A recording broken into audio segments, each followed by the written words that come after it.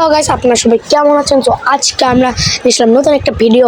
তো ভিডিওটা আপনার টাইটেল দেখা তো বুঝেই গেছেন, আমরা মানে তোকে তার কোরবানি দিতে যাচ্ছি। সো আমাদের বাসার পিছনেই আছে একটা হাট। সো আমরা বেশি কথা না বলে হাটে যাই।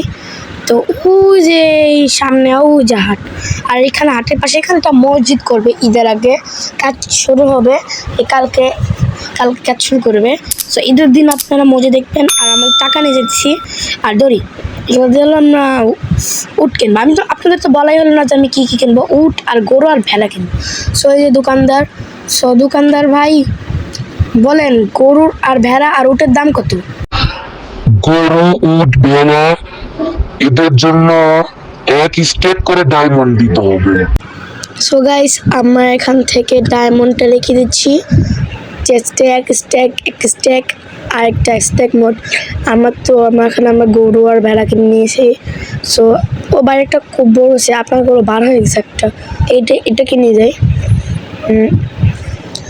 তো আমি এক এক করে সব গরুগুলোকে, গরু ছাগল এবং এগুলোকে বাসায় রেখে আবারও আসতেছি।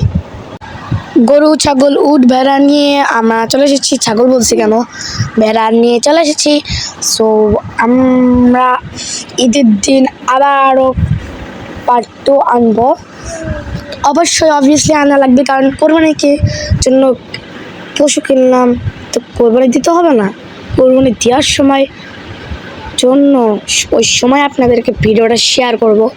সো গাইস, ওই দিন অনেক মজা হবে। তো ভিডিওটা আজ পর্যন্ত এটুকু রাখলাম। Good bye.